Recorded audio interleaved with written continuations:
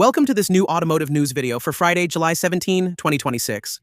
On the agenda today, we'll be talking about Renault, which is unveiling a new combustion engine that's quite unique. From Total, facing a complaint because its fuel prices are too low. From BYD, which is launching in Europe the sale of a Range Rover copy. And from Alpine, which is finally giving more information about its future electric A110. I hope today's topics will interest you. If that's the case, as usual, don't hesitate to show your support for my channel for free. You can do that by leaving a like on this video, subscribing for future ones, boosting this one if the option appears for you, and leaving a comment where you share your opinion on today's news. And just before we get into the main topics, I'm adding a quick news update. Bad news for all electric car owners who charge at home. Charging is going to cost more because the French government has just approved an increase in electricity prices, which will take effect starting August 1st, 2026. A 2 to 2.5% increase that won't affect everyone. It still depends on the type of contract you have. But for everyone with a regulated rate electricity contract, it's going to be a 2 to 2.5% increase. This should represent an increase of between 25 and 30 euro cents more for charging an electric car with a 50 kilowatt-hour battery. So yes, electricity prices are going up, and it's probably going to affect electric car drivers, but we also have to say that lately, fuel prices at the pump have gone up again. Not everywhere. At Total stations, they're still trying to offer the lowest prices, and that's starting to cause problems for them. Since mid-March, the group has capped the prices of gasoline and diesel at €1.99 per liter, a measure that has just been extended for all Total stations until the end of the summer. For many drivers, this initiative is excellent news, especially with the oil market still disrupted by tensions in the Middle East. But the FF3C, the French Federation of Fuels, and Heating, which represents independent service stations, likes it much less and is preparing a complaint against Total Energy before the Competition Authority. According to them, these fixed prices create a distortion of competition and could even amount to an abuse of dominant position. Why? Because independent stations say they can no longer keep up. According to a survey conducted by Mobiliance, their fuel sales volume during this period dropped by 15 to 40%, for the simple reason that they can't match the prices offered by Total, which is a huge group, and compensates for its smaller margins on gasoline with profits from other products. The complaint should cite the commercial code, which bars dominant companies from distorting competition by setting prices low enough to eliminate rivals. The Competition Authority will have to decide on this. It will launch an investigation that should last between 18 and 24 months, during which it will analyze market shares, the evolution of sales at Total Energies and among independents, as well as any possible station closures, especially in rural areas. In any case, if an offense were ultimately found against Total, it would have to pay a fine that could reach up to 10% of its global turnover, as well as the obligation to modify or even put an end to its price cap system. What this means is that, in the end, the one who will probably pay the price in this story is the average driver who uses his car to get to work. Precisely because gasoline is getting more and more expensive, Renault had the good idea to unveil a revolutionary combustion engine that uses a completely different type of fuel. Renault, together with its Chinese partner Geely, through their joint venture Horse Powertrain, has just unveiled a brand new combustion engine that runs on methanol. It was unveiled at the Beijing Motor Show in 2026. This is an engine called the Horse D20, which produces around 140 horsepower. It combines an electric motor with a specially designed 2-liter turbocharged 4-cylinder engine made to run on methanol. The real innovation isn't just in its fuel, since Horse Powertrain has also redesigned the entire architecture of the electrical system. Unlike the traditional radial flux electric motor, this one uses an axial flux motor installed directly on the crankshaft. This results in a smaller engine, 46% more compact according to Horse Powertrain, while offering 63% higher power density. Its electrical efficiency reaches 96% for a weight limited to 170 kilograms. To put it simply, it's an engine that is extremely optimized for fuel consumption and is smaller while offering more power than a traditional sized engine. Now, the thermal efficiency is announced at 47%, which is very good.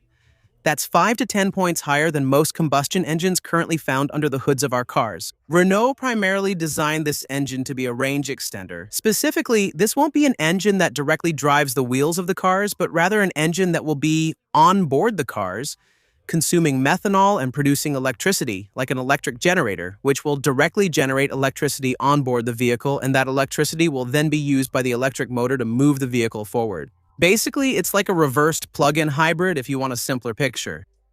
Renault estimates that it will take about 20 liters of methanol to fully recharge a 40 kilowatt-hour battery, a solution that could prove to be economical and environmentally friendly. It will all depend on how the methanol is produced. Today, it's important to know that a large part of the methanol produced in China, for example, still comes from coal or natural gas. In those cases, it's not much better for the environment than using conventional gasoline. But in other parts of the world, especially in Europe, people are starting to look into producing it from renewable resources or by using CO2 captured from the atmosphere. This technology offers a major advantage by potentially reducing reliance on oil imports, which is becoming a more strategic issue. It's amazing. But while Europe is only now discussing it in 2026, Geely has spent 20 years developing methanol engines. So let's hope that European companies manage to get on board without too much delay to avoid making exactly the same mistakes as with electric cars. While Renault is developing new technologies with its partner Geely, another Chinese manufacturer, BYD, is stepping up its game in Europe. Through its Denza brand, which belongs to BYD, the group is opening orders for its new BA05 in Europe. An SUV that's 4.9 meters long, with a design heavily inspired by a Land Cruiser or a Land Rover Defender, featuring a high-end interior and a particularly powerful plug-in hybrid powertrain. Under the hood, there's a 1.5-liter four-cylinder gasoline engine with 150 horsepower paired with an electric component. And thanks to this electric component, the BA05 produces a total of 540 horsepower. It has a large 31 kilowatt-hour electric battery that gives it a range of 90 kilometers in fully electric mode. However, once this battery is depleted, the power drops by 400 horsepower and fuel consumption increases significantly. The real surprise lies elsewhere. It's the price. And for once, its price isn't particularly low.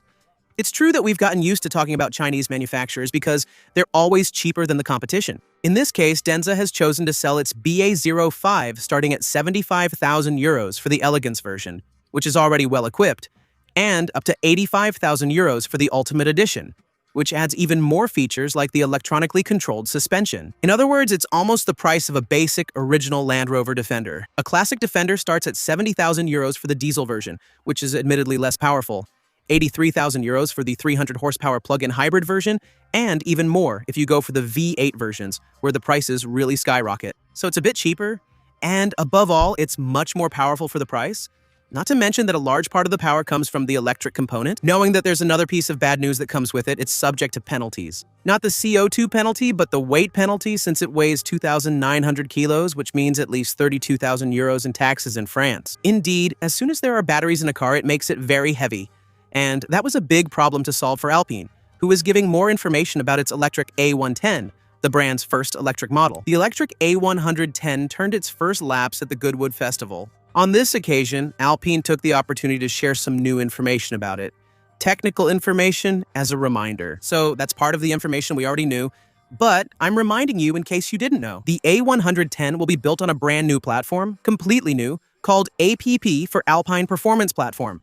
There is a very strong chance that this will be the first electric car from a French brand to use an 800-volt architecture, unless the new Renault Scenic Electric beats it to it. It will come down to a matter of a few weeks, or a few months depending on the release dates. Here is where we have some new information that isn't entirely official, but comes from journalists who were able to approach the Alpine stand at the Goodwood Festival and ask a few questions. About the car, it would be equipped with a 71 kilowatt-hour battery and NMC battery with liquid cooling. That its batteries should recharge from 10 to 80% in about 15 minutes, which suggests a maximum charging power of around 200 kilowatts. Regarding the 71 kilowatt-hour battery pack, you should know that it is distributed in two places in the car. Probably around 18 kilowatt hours in the front and 53 or 54 kilowatt hours in the rear, to allow the car to have a 40-60 front-rear weight distribution. However, this battery would not be French, but supplied by China's Goshen High-Tech. It would use two permanent magnet electric motors to drive only the rear wheels, making it rear-wheel drive instead of all-wheel drive. The weight will increase by about 30, reaching around 1,450 kilos. Alpine should aim for about 400 horsepower in order to maintain performance comparable to the current A110.